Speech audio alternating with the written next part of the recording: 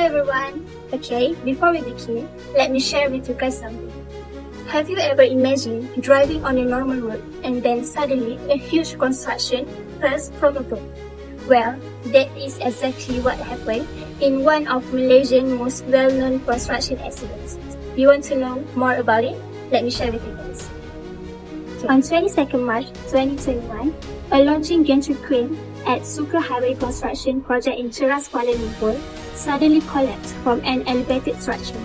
The incident was extremely tragic as 3 construction workers lost their lives after falling approximately 36 meters.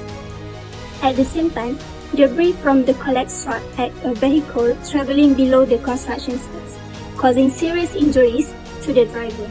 Okay, what makes these accidents more tragic?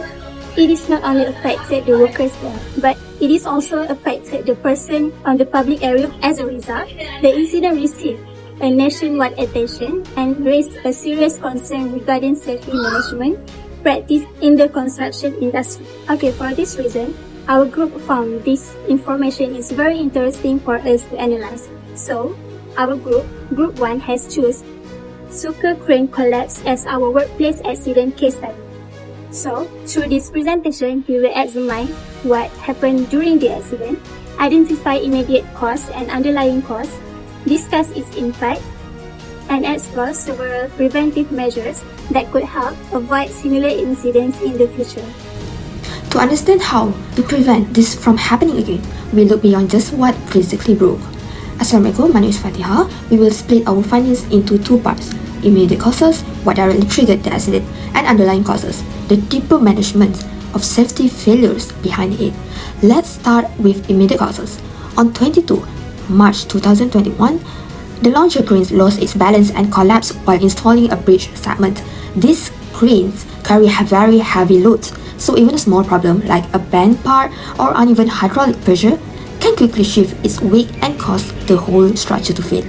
The situation was made worse because the crew had no proper real-time monitoring to detect warning signs early. On top of that, this dangerous heavy lifting was happening directly above a road that was open to public traffic. Now for the underlying causes. The real problem was a breakdown in the project safety management. The high-risk risk management was poorly done. It completely missed the risk of the crane collapsing onto the public road below. There was also a lack of proper supervision by qualified engineers, and the workers on site were not trained to recognize early signs of structural danger. According to Shaw and Khalid's 2022, poor communications between the main contractor and subcontractors also significantly increased the chance of a site collapse. In short, yes, a structural imbalance brought the crane down, but it was the failure in safety planning, supervision, and communication that allowed the danger to exist in the first place. Going forward, strict safety standards must protect not just workers on site, but the public too. Thank you. This incident affected multiple stakeholders including workers, the organisation, regulatory bodies and the wider community. The consequences can be divided into 5 key areas. First, the most immediate consequence is worker injuries and fatalities. 3 construction workers were killed instantly when the crane crashed. A car driver was also severely injured. Beyond physical harm, surviving workers likely experience extreme stress, grief and fear, which could lead to PTSD, low morale and a lasting reluctance to work at head or near heavy equipment. Second, financial losses for the organisation. Direct costs included medical treatment, compensation payments to the victim's family, crane repair or replacement and site clean-up. Indirect costs were even higher, which is project delays due to government stop work order, lost productivity, increased insurance premiums, legal fees, and hiring safety consultants to redesign safety protocol. Third, legal penalties and regulatory actions. The Malaysian government issued an immediate stop work order, halting all development. Multiple authorities, including the Construction Industry Development Board and the Fire and Rescue Department, were brought in to investigate. Although the contractor initially claimed to follow procedures, they still face potential prosecution under Malaysia's Occupational Safety and Health Act 1994, particularly Section 15, which require employers to ensure workers' safety. Fourth, reputational damage to the organisation. This was the 3rd fatal accident on the Sucre project in 2021, following 2 deaths earlier that month. As a result, Pro-Lintas and its contractors were branded as dangerous in the public mind. They lost trust from the future government, tender, boards and from local residents in Puncak Banyan and Alam Damai. Finally, psychological impact of workers and the community. Surviving workers develop a general fear of operating near launcher cranes. They grow worried about weakness in safety management and the possibility of a blame culture where workers might hesitate to report any issues. Nearby residents also become concerned for their personal safety while driving or living near the construction site.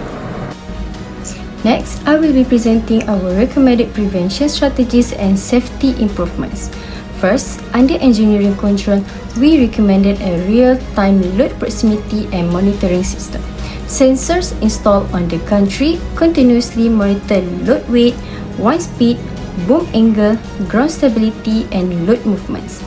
If unsafe conditions are detected, automatic alarms immediately warns operators, allowing corrective action before an accident occurs. Second, under administrative control, we propose a mandatory multi-level lift plan and road closure permit. Before any heavy lifting near public roads, a detailed lift plan must be prepared and approved by key personnel. Contractors can only proceed after obtaining the required road closure permit, ensuring all risks are properly assessed and controlled. Third, for safety training, we recommended a scenario-based unannounced emergency drills every 3 months. This drill stimulates crane failures or drop load incidents, requiring workers to evacuate, secure the area, contact emergency services and conduct head counts. The drills helps improve emergency preparedness and respond effectively. Finally, for monitoring and inspections, we propose independent third-party drone surveillance with live feed. Drones conduct random inspections during high-risk lifting operation and provide real-time footage to the Safety Command Center. Any unsafe practice can be identified immediately, allowing stop work action until the hazard is corrected. In conclusion, these 4 strategies strengthen hazard prevention, improve emergency responses, and enhance overall construction site safety. Sungai Besi Ulu Kelangan tree collapse incidents have left society with several lessons in the construction industry.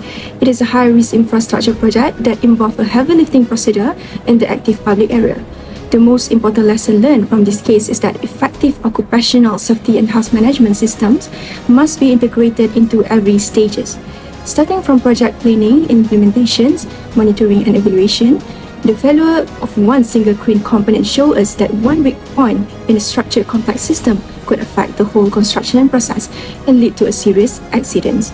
This is why all the heavy lifting components need to be inspected and go through a very thorough load testing procedure.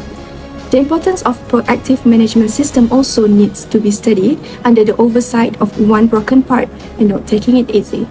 Sungai Besi Ulu Kelang Expressway tragedy has been caused by several factors that coming from the weakness of safety management. The consequences are the loss of humans' life, reputational damage, and financial burden.